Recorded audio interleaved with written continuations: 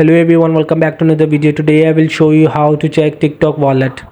So for this, the first thing is to open the TikTok app on this Android device. You can also open in iOS. This solution is for makes both.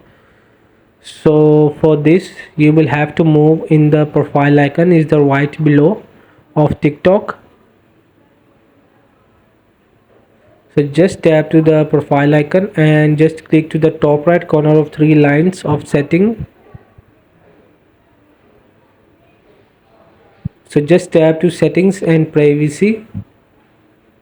Now here you will see the balance. Just tap to the balance option.